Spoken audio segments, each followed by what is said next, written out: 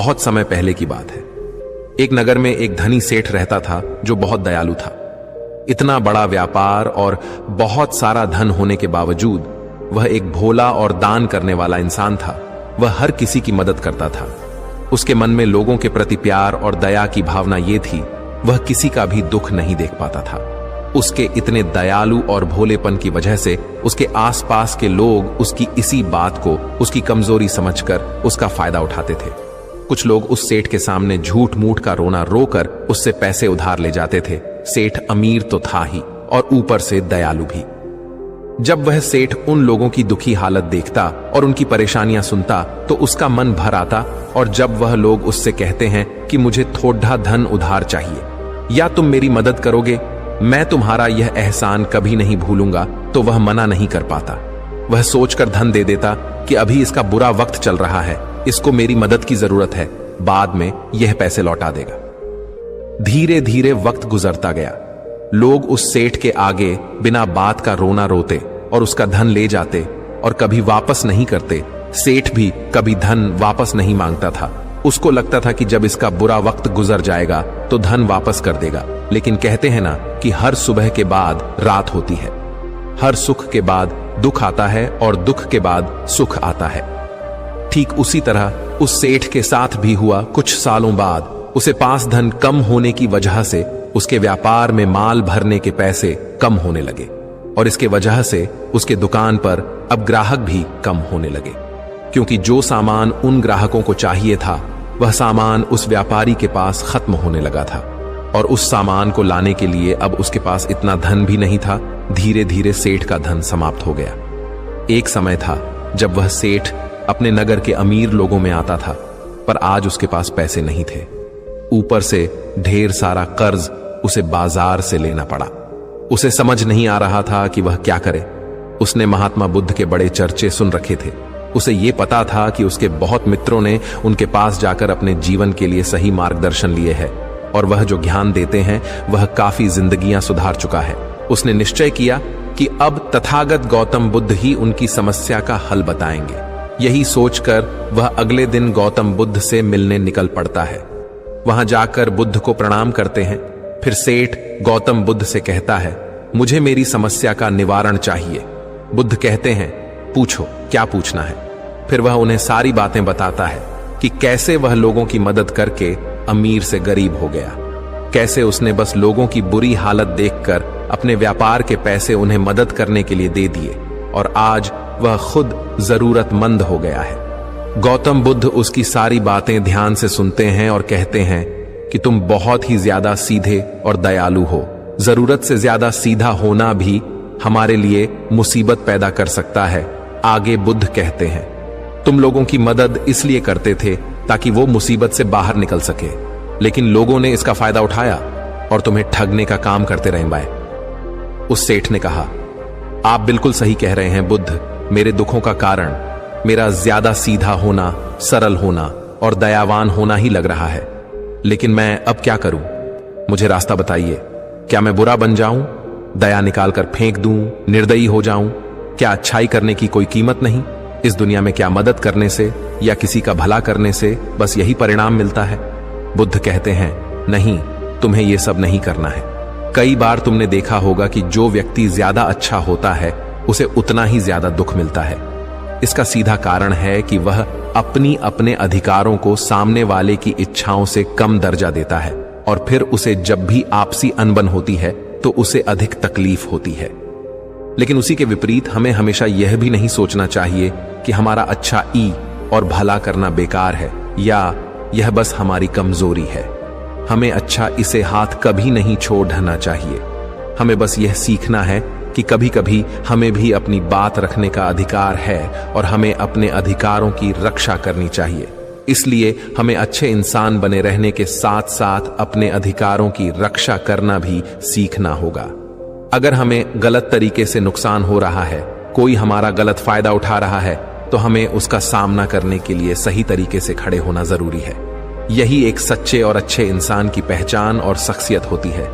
वह आदमी कहता है, बुद्ध, मुझे थोड़ा थोड़ा समझ आ रहा है, लेकिन अभी भी मैं पूरी तरह नहीं समझा। इस पर बुद्ध कहते हैं, चलो मैं तुम्हें एक कहानी सुनाता हूं। उसके बाद तुम्हें समझ आ जाएगा कि तुम्हें क्या करना है और क्या नहीं करना है। बहुत समय पहले की बात है। एक जंगल में एक भेड़ रहती थी।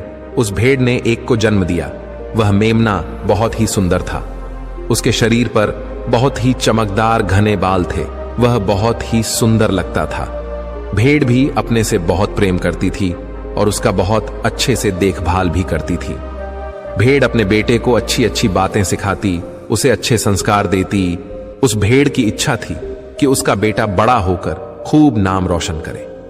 लेकिन भेड़ के ज्यादा लाड़ प्यार के कारण मेमना बिगड़ता जा रहा था। उसकी मां उसे अच्छी शिक्षा देती थी, उसे अच्छे से रखती थी, दिन रात उसका पूरा ख्याल रखती थी। लेकिन मेमना दिन प्रतिदिन शैतान और जिद्दी होता चला गया। वह अपनी मां की किसी भी बात को ध्यान से नहीं सुनता और ना ही किसी बात पर ध्यान देता। उसे हर पल ऐसा ही लगता कि मेरी मां मेरा इतना ख्याल रखती हैं और इसी कारण वह खुद की जिम्मेदारी नहीं लेता था, ये सोचकर कि उसकी मां उसे किसी भी संकट से निकाल लेगी। वह धीरे धीरे गैर जिम्मेदार होता जा रहा था और अब उस भेड़ का लाड़ और प्यार उसी के मेमने के अच्छे और जिम्मेदार बनने में रुकावट बन गई थी। फिर एक दिन वह मेमना घूमता घूमता पास के जंगल में जा पहुंचा। वह मेमना पहली बार जंगल में गया था। उससे पहले बार जंगल में जाने का मौका मिला था। वह जंगल की सुंदरता को देखकर चकित रह गया। उसने कभी इतनी सुंदर चीज नहीं देखी थी। इतनी सुंदर पौधे, रंग बिरंगे फूलों को देखकर बहुत ही प्रशंसा हुई। उसे ये सब देखकर बहुत अच्छा लगा। फिर उसने झांकियों के कुछ पत्तियां खाई। जैसे ही उसने पेट भरने के लिए पेड़ों की पत्तियां खाई, उसको वह पत्तियां बहुत ही स्वादिष्ट लगी। अब तो वह मेमना रोज जंगल में जाने लगा और वहां जाकर पेड़ पौधों को नुकसान पहुंचा रहा था। उसने उनकी पत्तियां तोड़ी, उनके फूलों को नोचा, फूलों को खाया और कुछ को तोड़कर जमीन पर डाल दिया। उसमें मेमने को इस बात की बिल्कुल भी परवाह नहीं थी कि वह क्या कर रहा है।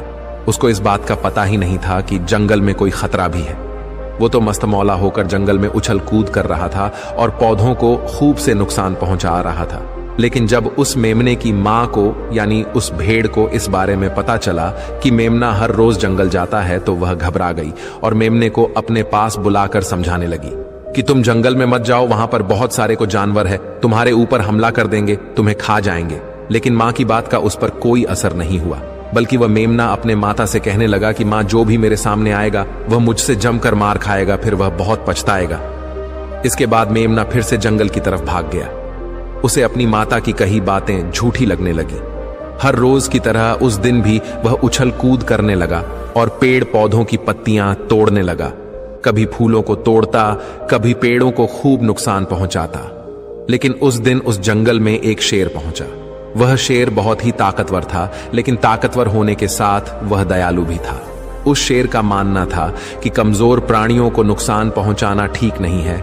शक्तिशाली होने का मतलब यह नहीं है कि मैं किसी कमजोर प्राणी पर शक्ति का प्रयोग करूं। वह शेर उस जंगल में घूमने लगा। घूमते घूमते है वहां पर पहुंचा जहां पर वह नासमझ मेमना शैतानी कर रहा था। शेर ने उस मेमने को देखकर आश्चर्य में पड़ गया। शेर ने सोचा कि इस मेमने को किसी खूंखार जानवर का डर क्यों नहीं है।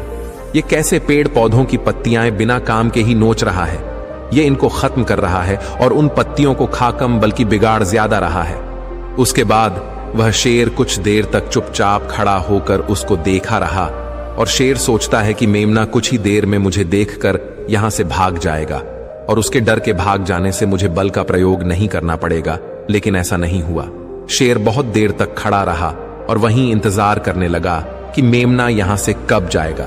लेकिन मेमना तो भोजन करने में व्यस्त था। उसे शेर का कोई ख्याल नहीं था।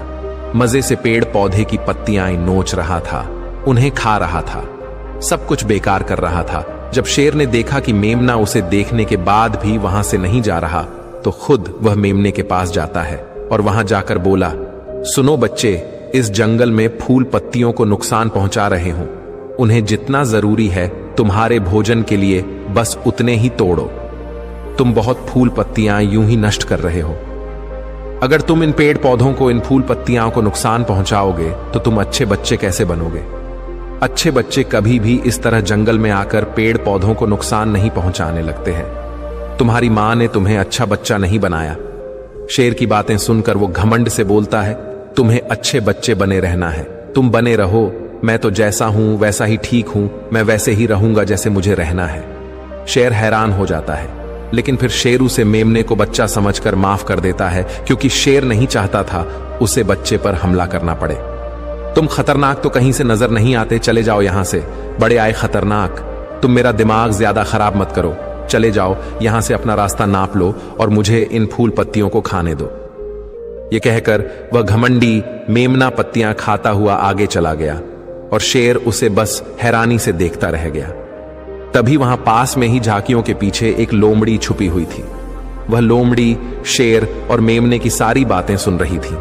उस लोमड़ी को शेर राजा की इस तरह बेइज्जती बर्दाश्त नहीं हुई, तो वहां से झाड़ियों से निकलकर शेर के पास आ पहुंची और शेर के पास आकर बोली, क्षमा कीजिएगा महाराज, आप तो इस जंगल के महाराज हैं, इतने बलशाली हैं, आप चाहें तो इसमें को 2 मिनट में मजा चखा सकते हैं और उसे आपका अपमान करने से रोक सकते थे, फिर आपने कुछ भी क्यों नहीं किया?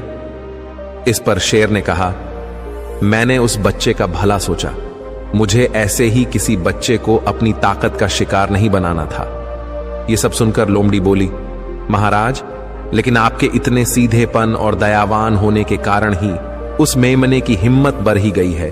वह आपके सीधेपन का गलत फायदा उठा रहा है और जंगल में इधर उधर घूम रहा है और पेड़ पौधों को नुकसान पहुंचा रहा है। मुझे पता है कि कमजोर प्राणी पर हमला नहीं करना चाहिए, यह बहुत बुरी बात है, और यह भी दया करना एक अच्छा गुण है, लेकिन शासन में कभी कभी भय दिखाना भी जरूरी है। आपकी यह बात सही है कि प्रजा के साथ दयालुता का व्यवहार करना चाहिए, लेकिन इसके साथ साथ यह भी जरूरी है कि उनके मन में राजा के प्रति डर भी हो, ताकि वह इस तरह के अपराध ना करे, कोई मर्यादा ना तोड़े। लोमड़ी की बात सुनकर जंगल का राजा शेर लोमड़ी से कहता है, क्या ऐसा हो सकता है कि मेमने को भय दिखाकर हम उसे काबू में कर सके, जिससे कि उसमें सुधार आए और उस मेमने को किसी तरह का नुकसान भी ना पहुंचे, जिससे कि वह जंगल के पेड़ पौधों को कोई नुकसान ना पहुंचाए? फिर शेर कहता है, लोमड़ी, क्या तुम ऐसा कर सकती हो? शेर के बात सुनकर लोमड़ी कहती है, जी हां महाराज, बिल्कुल मैं ऐसा कर सकती हूं कि वह डर भी जाए, सुधर भी जाए और उसे कोई नुकसान भी ना हो।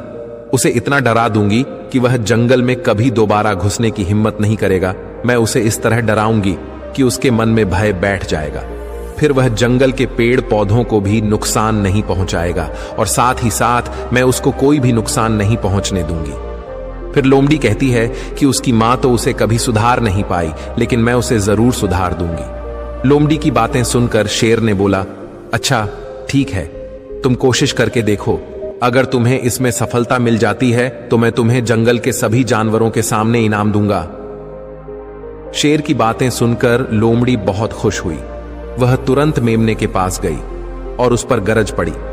इससे पहले कि वह मेमना वहां से भाग पाता, उससे पहले ही लोमड़ी ने मेमने को जमीन पर पटक दिया और उसे अपने मजबूत पंजों से दबोच लिया। मेमने को दबोचने के बाद लोमड़ी मेमने से बोली कि बोल, तुझे मार दिया जाए या छोड़ दिया जाए?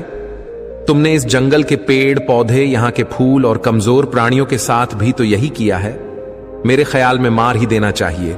लोमड़ी की बातें सुनकर मेमना डर के मारे थर थर कांपने लगा। फिर वह लोमड़ी से बोलने लगा, मुझे माफ कर दो, मुझे छोड़ दो, मुझे यहां से जाने दो। मैं कभी भी जंगल की तरफ नहीं आऊंगा, ना ही कभी पेड़ पौधों को कोई नुकसान पहुंचा दूंगा, और अब मैं कभी कोई गलती नहीं करूंगा। तब लोमड़ी ने मेमने की पकड़ ढीली की।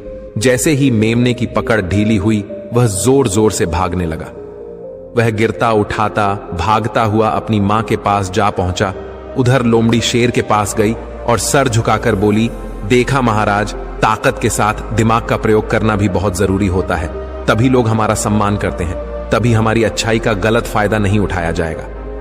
लोमड़ी की बात सुनकर शेर लोमड़ी की योग्यता से प्रभावित हुआ। उसने लोमड़ी को सारे जानवरों के सामने इनाम दिया। उधर वह मेमना घबराए हुए अपनी मां के पास पहुंचा और अपनी मां से आकर लिपट गया और मां से क्षमा मांगने लगा। मां, मुझे क्षमा कर दो, मैंने आपकी बात कभी नहीं मानी। आप मुझे हमेशा सही कहती थी कि जंगल में बहुत खतरनाक जानवर रहते हैं।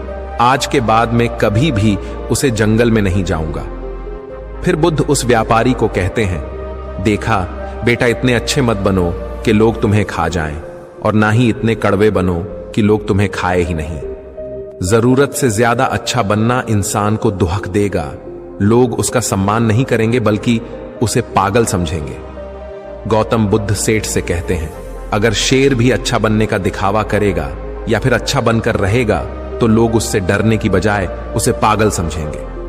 सेठ को समझते हुए बुद्ध बोले, अगर हम ज्यादा अच्छे बनकर पेश आते हैं तो लोग हमारी अच्छाई का फायदा उठाने लगता है। तुम लोगों के लिए भले उनकी मदद करते हो, वही लोग भोले बनकर तुम्हें ठगने की कोशिश करेंगे। तुम्हें लोगों की मदद करना छोड़ना नहीं, बल्कि समस्या सुनकर उसे धन देने की बजाय उन्हें समाधान देने की कोशिश करो। अगर धन की आवश्यकता पड़े तो थोड़ा बहुत धन दे सकते हो, लेकिन हर समस्या का समाधान धन से करने की वजह निवारण से करो। इससे वही लोग तुम्हारे पास समस्या लेकर आएंगे जिनको हकीकत में दिक्कत है। पैसे ठगने वालों से तुम्हें मुक्ति मिल जाएगी। सेठ बुद्ध को प्रणाम करता है और धन्यवाद कहकर वहां से चला जाता है। फिर वह वैसा ही करता है जैसा बुद्ध बताते हैं और कुछ ही सालों में वह पहले जैसा धनवान बन जाता है। तो दोस्तों, आपने आज के इस वीडियो से क्या सीखा वह मुझे आप कमेंट में बता सकते हैं।